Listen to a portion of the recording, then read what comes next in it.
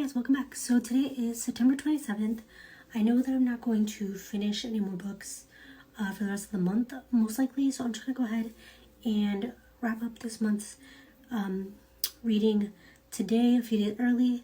I have several videos coming up, so I need to get this one filmed and edited and scheduled to go up early, so I'm going to go ahead and dive right in and get right into it. I didn't read too many books this month. I think I only read like 6, and most of them were pretty short. A few of them were rereads, so it wasn't like a hugely eventful reading month. But I am super close to completing my Goodreads reading goal for the year. I'm currently at 96 books, and my goal for the year was 100, so I'm super close, and it's only September, so I'll definitely be reaching that in October, which I'm really happy about. It's been a really good reading month, and I haven't read, like last year I read a lot of audiobooks, and that helped me reach my goal. I haven't read as many listened to, as many audiobooks this year, so a lot of those have been ebooks and physical books, which I'm really happy about. So we'll see at the end of the year when I do my end of the year stats what those numbers end up looking like, but as of right now I think most of those are ebooks and physical books, so that's great. So we're gonna go ahead and jump right in. Like I said, I'm just gonna kind of blast through these real quick. Like I said, there was nothing like out of this world this month, or like that could be a contender for favorite book of the year, nothing like that. It was a pretty even keel reading month, but it was a good month nonetheless. So let's dive right into these. So the first book I have, I'm just going to do the first two together. The first 2 books that I read were rereads. I read Harry Potter and the Sorcerer's Stone and Harry Potter and the Chamber of Secrets. I do rereads of these every year. Ray and I did a buddy read together of these, and actually I did read Prisoner of Azkaban as well, so I read all 3 books in September. We are going to continue with the other books later on.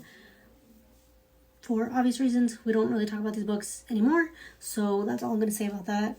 I don't think I need to explain what these books are. I think everybody basically knows at this point, so I'm going to skip right along to the next ones. I'm looking over here because I have the list of books pulled up right here. Okay, so the next book that I read was called My Wolf Barista. So like I said, I've read a lot of Kindle Limited romance books that are kind of stupid and just like quick reads. So this is like a monster romance where humans and monsters live in the same world. So they are like, or not in the same world, but like each know that the other exists, and monsters live in another like dimension, but they can travel to our dimension. And so this is set in New York City, where really New York City is becoming more populated by monsters, and the humans are the minority. And it's a girl who meets a wolf who is a barista at a coffee shop, Starbucks, and they're like ensuing relationship, and his being like disowned by his family because he can't like fully shift between wolf and human. Most of them are like shifters, but he can't shift. He's always in wolf form, so his family like disowned him for that. And it's like I said about their relationship. It was cute. It was quick. I actually kind of liked it. I ended up giving this 3 stars. It wasn't anything like amazing, but it was pretty good. The next book I read was called 7 Faceless Saints. I actually started this in August, but I finished it in September. This is a fantasy book. It kind of gave me like Wicked Saints meets like Gilded Wolves kind of vibes. This has a lot of the same like religious themes and undertones as Wicked Saints, but then it has kind of like the mystery vibes of Gilded Wolves. It has a like, the biggest thing that reminded me of Gilded Wolves was the like lovers to enemies to kind of like hate to love type of relationship between the 2 main characters, the main male and female characters, and like the friend group and some of the like magical aspects. Those kind of things reminded me of Gilded Wolves, but then like I said, it had like the like religious tones of Wicked Saints. Both books are ones that I really like, and so I had really high hopes for this. I thought it was good. There was nothing like spectacular about it. Gilded Wolves, I love the friend group in Gilded Wolves and the like found family. This had a little bit of that, but not really.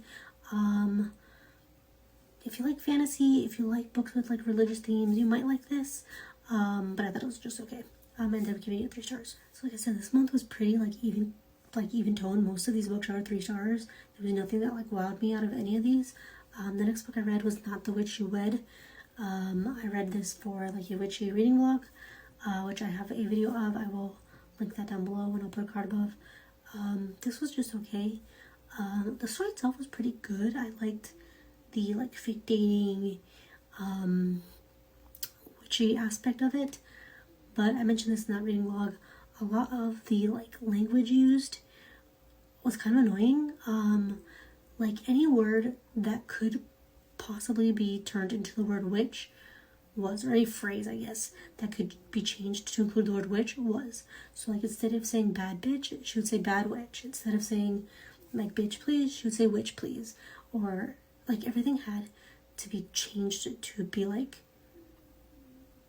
witchy. Like it was like instead of saying F this or F that or whatever, she would say hex this. And just that constant like switching of like language and that like slang. I said this again in the vlog, like if it had been done once or twice, okay, it would have been cute, but it was like every other page. It was constantly. Anytime a phrase like that could be used, it was used. And it just got to be too much. And every time I would like roll my eyes and it would just kind of pull me out of the story. So I ended up giving this 3 stars. It was good. I liked the romance, but the writing itself didn't love. Then the next book I read was Arsenic and Adobo. Again, I'll have the cover up here. This was another one that was just okay. Some of it seemed kind of unbelievable. Like having your ex-boyfriend, no matter how much of a douche he was, like die right in front of you in your family's restaurant, I think would affect you a little bit more than what it affected the main character in this book. And then the whole like reason why she was getting targeted and how she was kind of like being framed didn't really make sense, and everybody just kind of went along with it. And this was, I thought it was supposed to be like a cozy mystery, and it was in the sense that it was set in a small town, and there was a lot of like familial relationships and that kind of thing, and it did have like the small town mystery, but a lot of it was high stakes. Also, there was a lot of like family dynamics and people like being disowned, and